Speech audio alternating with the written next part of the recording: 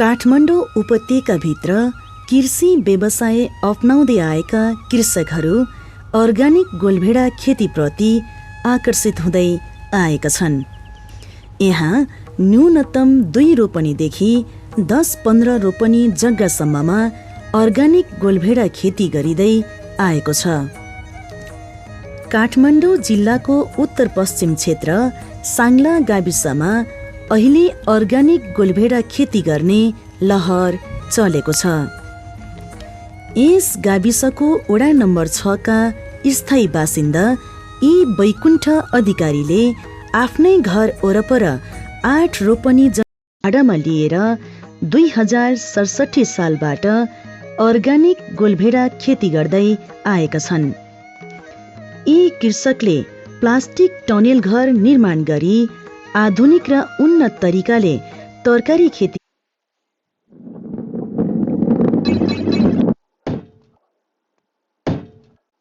गरी राम्रो आय आर्जन गरिरहेका छन्। उनले गोलभेडा खेती गर्न बनाएका यी टनेलहरूमा थोपा सिँचाइको समेत व्यवस्था गरिएको छ। उनले यो टनेल निर्माण गरी अर्ग्यानिक गोलभेडा खेती गर्न पहिलो वर्ष प्रति टनेल 50,000 रुपैयाँ लगानी गरेका थिए। पहिलो वर्ष लगानी अनुसारको प्रतिफल कम आए पनि दोस्रो वर्षदेखि प्रति टनेल लागत खर्च 20,000 मात्र लाग्ने गर्दछ। यसरी 20,000 लगानी गरेर दोस्रो वर्षदेखि कृषकले प्रति टनेल 35,000 देखि 40,000 रुपैयाँसम्म मूल्यको गोलभेडा उत्पादन गरी बिक्री वितरण गर्दै आएका छन्। प्राङ्गारिक मिलिजुली कुरिलो समूह साङ्ला 6 मा आबद्ध यी कृषक वैकुण्ठ अधिकारी अर्ग्यानिक गोलभेडा खेतीका बारेमा यसो भन्नुहुन्छ। म यो प्राङ्गारिक मिलिजुली कुरिलो समूहको चाहिँ कोषाध्यक्ष र प्राङ्गारिक तरकारी तथा उत्पादन बिक्री वितरण उपायोजनाको चाहिँ व्यवस्थापक। पहिला चाहिँ नि 2 रोपनी जमिनमा मात्रै तरकारी खेती गरिएको थियो भने अहिले आएर चाहिँ लगभग 8 रोपनी जमिनमा मैले तरकारी खेती गरिरहेको छु। सामान्यतया हाम्रो समूहले चाहिँ चैत्र वैशाखमा बेर्ना सारिसक्छ भन्दा यसको मतलब फागुनमा हामीले अधिकांश किसानहरूले बेर्ना राख्छौँ। 18 देखि 22 दिनको बेर्ना हामी फिल्डमा सार्छौँ र फिल्डमा सारेको 2 महिनापछि यसले उत्पादन दिन सुरु गर्छ र 2 महिनादेखि उत्पादन दिन सुरु गरेको कम्तीमा 7 देखि 8 महिनासम्म लगातार हामी यसको फल टिपिरहन्छौँ र माघ फागुन भएपछि मात्रै यो बोटहरू बुढो हुन्छ अनि त्यसपछि मात्रै हामी नष्ट गर्छौँ र त्योभन्दा अगाडि कम्तीमा 1 बोट बराबर चाहिँ 8 देखि 10 किलोसम्म उत्पादन लिन सक्छौँ।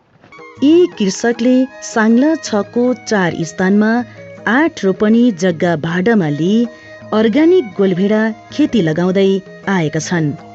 उनले गोलभेडा खेती गर्न 10 वटा यस्ता टनेल घर निर्माण गरेका छन्। 4 लाख लगानी गरेर गोलभेडा खेती सुरु गरेका उनले पहिलो वर्ष नै खर्च कटाई 2,50,000 आम्दानी गर्न सफल भएका छन्। दोस्रो वर्षदेखि वार्षिक 4 लाख आम्दानी गर्ने उनको लक्ष्य रहेको छ। सुरुमा यो संरचनाहरू तयार गर्दाखेरि त अलिकति लागत कस्टिङ अलि बढी नै रहन्छ, किनभनेदेखि टहराहरू निर्माण गर्दाखेरि यतिखेर चाहिँ नि लगभग एउटा टहरो निर्माण गर्न र यहाँ एउटा खेतमा एउटा टहरो बराबर चाहिँ हामीले लगानी गर्दाखेरि चाहिँ 40 देखि 45,000सम्म हुन्छ र दोस्रो वर्षदेखि चाहिँ अब यो हाम्रो संरचनाहरू बनाइरहनु पर्दैन, प्लास्टिकहरू किनिरहनु पर्दैन। हामीले विभिन्न तालिमहरू गयौँ, नयाँ पद्धतिहरू अपनायौँ, विभिन्न नयाँ टेक्नोलोजीहरू लिएर आयौँ। त्यो कारणले गर्दा हाम्रो अलिकति यो उत्पादनमा पनि वृद्धि होला र अब किनभनेदेखि हाम्रो खर्च चाहिँ अगाडिकै वर्षमा चाहिँ हामीले अलिक बढी गरेको हुनाले यो बेला चाहिँ बढीमा 25,000 नत्र 20 देखि 22,000ले चाहिँ प्रति टहरा तयार हुन्छ। मैले कामदार लगाएर यहाँ भाडा तिरेर यो सबै कुरा गरेर मेरा बालबच्चाहरू पढाएर विदेश जानु पर्ला जस्तो चाहिँ मलाई लाग्दैन, किनभने विदेश गएर आउने कतार मलेसिया गएर आउने मान्छेहरूले, हाम्रो यहाँका मान्छेहरूले यहाँबाट ठुलो पोस्टमा त कोही पनि जान सक्दैन, त्यहाँ गएर लेबरै गर्ने हुने। हाम्रो यहाँबाट चाहिँ नि कोरिया जान्छ, उहाँहरूले के काम गर्नुभयो भन्दा मेरो कृषि फर्ममा चाहिँ 18 घन्टासम्म चाहिँ मैले फलफुल टिपेँ, गोलभेडा टिपेँ भन्नुहुन्छ। वास्तवमा हामीलाई यहाँ त 3 घन्टा काम गरिपुगेको छ। 3 घन्टा हामी काम गऱ्यौँ भने सबै कामहरू हामीले भ्याएका छौँ र अनि बाँकी हामी 21 घन्टा त हामी आरामले आफ्नो परिवारसँग हाँसी खोली गरेर बस्न पाएका छौँ र उनीहरूले कमाएको 3 गुणा बढीसम्म हामीले प्रतिफल त यहीँबाट पाएका छौँ। आफ्नो बच्चाहरूलाई भनेको स्कुलमा पढाउन सकेका छौँ, भनेका लुगा खाना दिने भनेका चिजहरू हामीले प्राप्त गर्न सकेका छौँ। हामीलाई विदेश के को आवश्यकता छ र यहीँ पर्याप्त हुन्छ। यी कृषक मात्र होइन, प्राङ्गारिक मिलिजुली कुरिलो समूहका सचिव राजेन्द्र तिमिल सिन्हाले पनि 2 रोपनी जग्गामा आधुनिक र व्यावसायिक ढङ्गले अर्गानिक गोलभेडा खेती गर्दै आएका छन्। यिनले पनि गोलभेडा खेती गरेर वार्षिक 3 लाख भन्दा बढी आम्दानी गर्दै आएका छन्।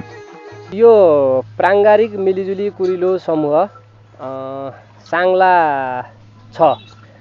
पहिला त हाम्रो अब यो जसरी हाम्रो अब सामान्य रूपमा दिनचर्या बिताउने टाइपको अनि तपाईँको चाहिँ नि निर्वाहमुखी खेती भइरहेको ठाउँ हो यो। जब चाहिँ नि हाम्रो यो प्याक्टसँग साझेदारी गरेर हामीले यो चाहिँ नि प्रोजेक्ट पारेर भनौँ न हामी यो खेतीपातीमा लाग्यौँ, व्यवसायिक गर्ने पद्धतितिर लाग्यौँ।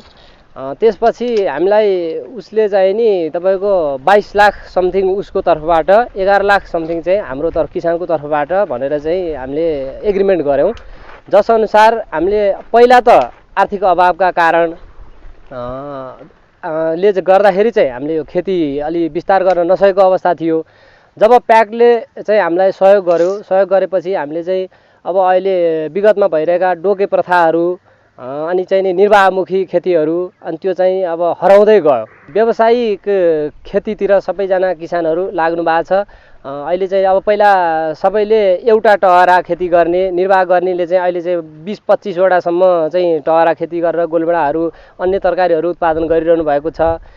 यसमा चाहिँ नि प्याक्टको हाम्रो सहमति यो कार्यनिर्देशिका अनुसारै हाम्रा जति पनि थिए, जस्तो अब भनौँ न प्राविधिक सहयोगहरू अब जस्तो 4 पटक हामीले चाहिँ तालिम गर्नुपर्ने थियो कृषि तालिम। त्यसमा चाहिँ हामीले 4 पटक तालिम गर्दाखेरि फरक फरक शीर्षकमा चाहिँ हामीले तालिम गरायौँ। जस्तो पहिलोचोटि हामीले के चाहियो आवश्यक पर्छ खेती गर्न भन्दा मल चाहियो।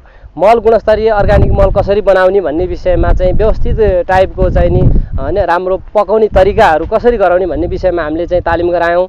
दोस्रो पटक हामीले तालिम गराउँदाखेरि उन्नत प्रविधि गोलभेडा खेती भन्ने यसरी चाहिँ यो टाइटलमा चाहिँ हामीले चाहिँ तालिम दियौँ। तेस्रो पटक हामीले फेरि अनि लास्टको पिरियड हुन्छ। यो लास्टको पिरियडमा चाहिँ नि हामीले यो अब सबै चिज त भइसक्यो, उत्पादन त भइसक्यो, अब के गर्ने भन्दाखेरि अब चाहिँ नि हार्भेस्टिङ र ग्रेडिङ सम्बन्धी भनेर चाहिँ त्यो तालिम हामीले अस्ति भर्खर चाहिँ चौथो तालिम पनि त्यसरी नै सम्पन्न गऱ्यौँ। थोरै जमिनमा आधुनिक र व्यावसायिक ढङ्गले अर्गानिक गोलभेडा खेती गरी राम्रो आम्दानी गर्न सफल भएपछि उनी मात्र होइन, यस गाउँ टोलका उनी जस्ता समूहमा आबद्ध 13 जना कृषकहरूले पनि उन्नत किसिमले व्यावसायिक गोलभेडा खेती गरी प्रशस्त आम्दानी गर्न सफल भएको पाइन्छ।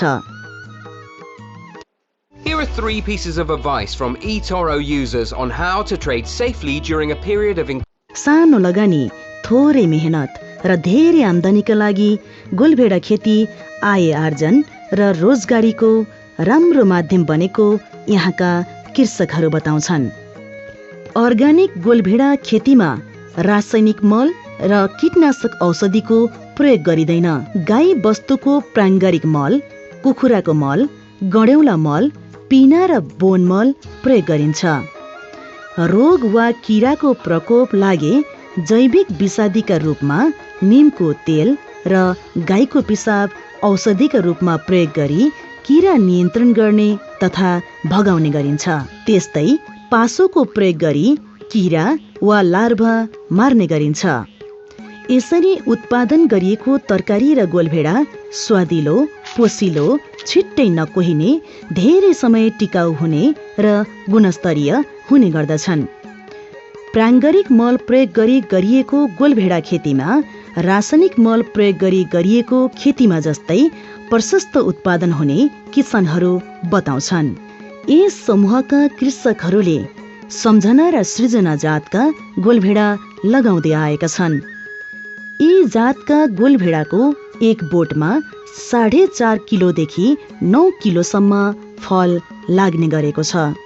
यसरी उत्पादन गरिएको अर्गानिक गोलभेडा तथा अन्य तरकारी बालीको बजार प्रवर्धनमा कुनै समस्या रहेको छैन।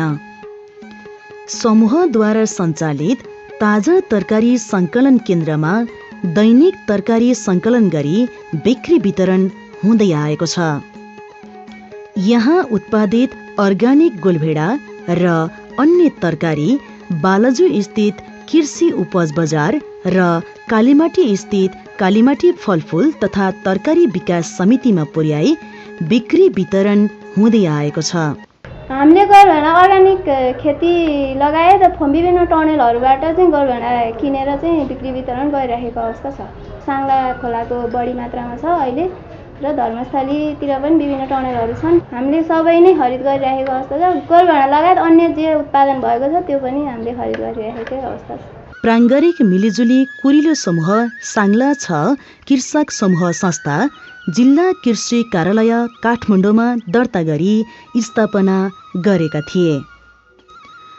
अहिले यो संस्थामा 25 जना कृषक समूह आबद्ध रहेका छन्, जसमा 5 महिला सहित 13 जना सदस्यहरूले अर्ग्यानिक गोलभेडा खेती गरिरहेका छन्। अन्य 12 जना सदस्यहरूले भने करेसाबारीमा प्राङ्गारिक तरकारी खेती गर्दै आएका छन्।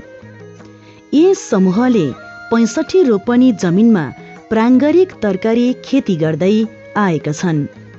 यसरी यस समूहका कृषकहरूले अर्ग्यानिक तरकारी खेती गरेर प्रशस्त आय आर्जन गरिरहेका छन्।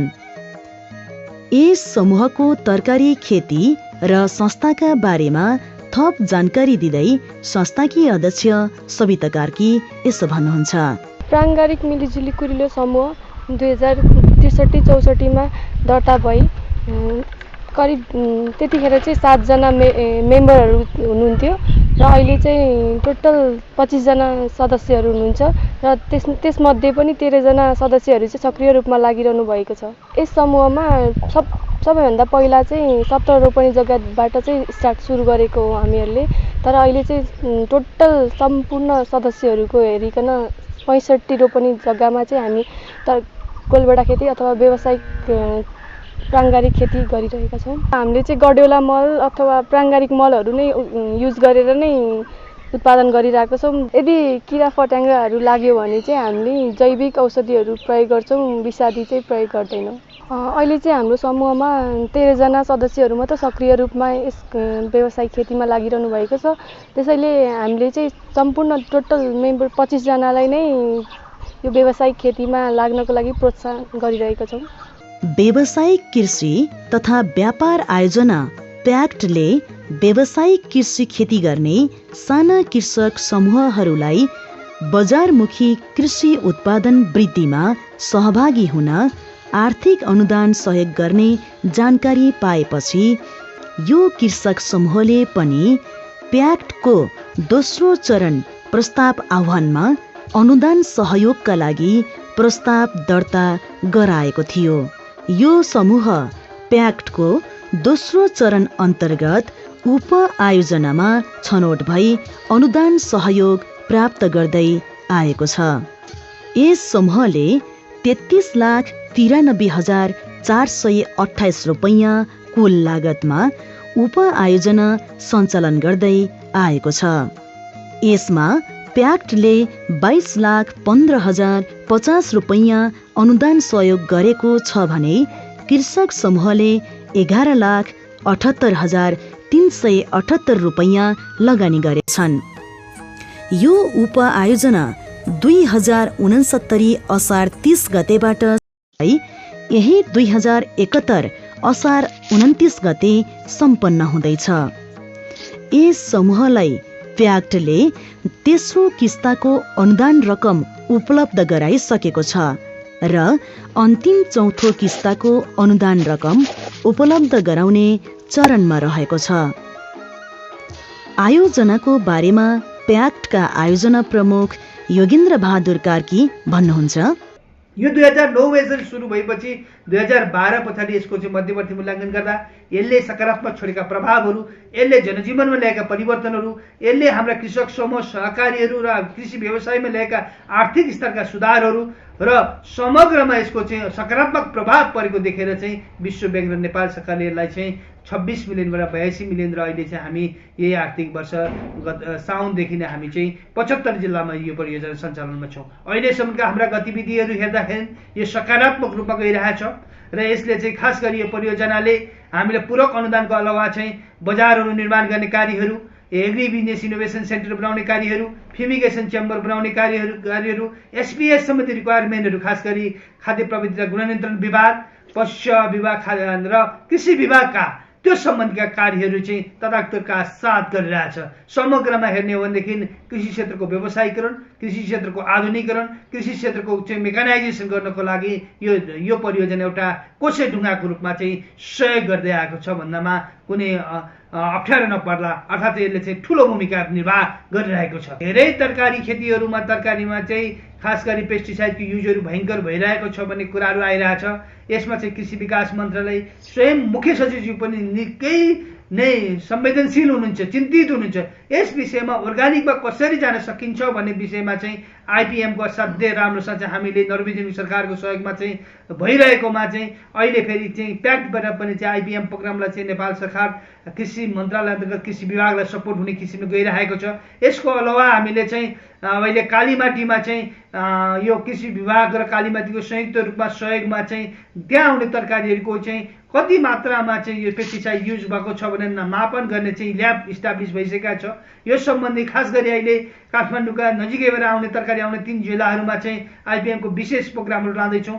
स्वास्थ्यको दृष्टिकोणले सबै दृष्टिकोणले अब हामी अर्ग्यानिकमा जानुपर्छ भन्ने हो र अहिले अर्ग्यानिक तरकारीको माग पनि चाहिँ क्रमशः बढिरहेको छ र यसको जनचेतना अझ बढाउनुपर्छ र यसले चाहिँ अझ व्यापकता लिनुपर्छ र हाम्रो स्वास्थ्यलाई हितकर हुने अर्ग्यानिक प्रडक्ट गर्न चाहिँ नेपालमा, किनभने हाम्रो जलवायु, हाम्रो भौगोलिक परिवेश, हाम्रो चाहिँ जनजीवन, हाम्रो परम्परागत खेती प्रणाली सबैलाई हेर्दाखेरि चाहिँ हामी चाहिँ तरकारी खेती अर्ग्यानिक रूपमा उत्पादन गरेर पनि हाम्रो नेपालमा र विदेशी छिमेकी राष्ट्रहरू चाइना र भारतमा मित्र राष्ट्रमा पठाउन सक्ने सम्भावनाहरू प्रचुर मात्रामा छन्। यी सम्भावनाहरूलाई पनि हामीले चाहिँ बिस्तारै काम गर्दै जानुपर्छ भन्ने हाम्रो परिप्रेक्ष्य छ र अर्ग्यानिक फार्मिङको असाध्यै ठुलो सम्भावना छ।